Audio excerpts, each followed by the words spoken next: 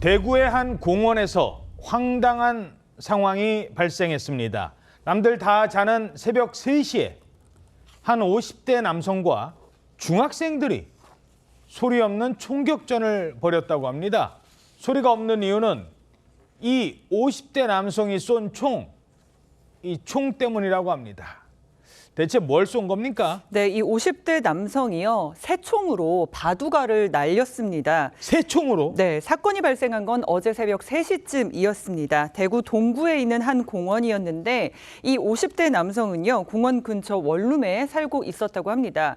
그런데 밖에서 시끄러운 소리가 나자 집에 있던 새총을 들고 나가서 공원에 있던 이 중학생들에게 바둑알을 쐈고요. 이 남성이 쏜 바둑알에 맞아서 다행히 다친 학생은 없었던 것으로 전해집니다. 자, 새벽에 시끄럽게 군다고 새총 들고 나간 거예요. 그리고 중학생들을 향해서 바둑알을 장전해서 쐈다는 겁니다. 자, 그래놓고 사람을 겨냥한 건 아니다. 이런 주장을 했다고 합니다. 거리를 보면 한 20m 정도 됩니다. 더 쏘고 있으면 자기 주장은 애들을 향해 쏘는 게 아니고 옆으로 쏘다 이렇게 얘기하거든요. 한 10개 정도 쏘습니다.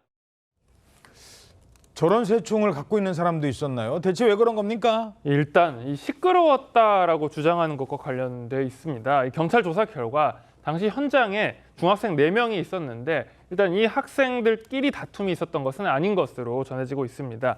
일부 보도에서는 시끄럽게 해서 말다툼을 하는 과정에서 욕을 해서 그래서 새총을 쐈다라는 이야기도 있었지만 사건 파일 24 취재 결과 경찰에서는 이 부분에 대해서는 사실 확인이 되지 않은 내용이다라는 입장을 밝혔습니다. 옆으로 쐈고 일부러 맞추지 않았고 나름은 경고성이다 이런 주장을 했었지만 사실 집에 왜 도대체 새총이 있었는지 그리고 바둑알을 왜 쏜 건지 못 쏜 건지 안 쏜 건지 이런 확인할 부분들이 굉장히 이 사실관계를 확인할 부분들이 굉장히 많습니다. 경찰에서는 해당 남성을 현재 특수폭행 혐의로 정식 입건했는데요. 이 새총이라는 것은 위험한 물건에 충분히 판례상 해당될 수 있기 때문에 그냥 폭행이 아니라 이 특수폭행죄에 해당하게 됩니다. 그렇군요. 자, 새총으로 바둑알을 쏘면 어느 정도 위력이 있을까요? 총포 전문가에게 물어봤습니다. 고무줄의 그 탄성력에 따라서 이제 위력이 다르기 때문에 고무줄의 탄성이 어느 정도 된 탄성을 썼느냐, 그걸 또 고무줄이 이제 단일이냐 여러 개 겹쳐서 썼느냐에 따라 좀 바뀔 수 있겠죠. 눈이라든가 얼굴이라든가 이런 데는 상처가 크게 날 수도 있고 충분히 다칠 수 있다고 생각이 돼요. 예.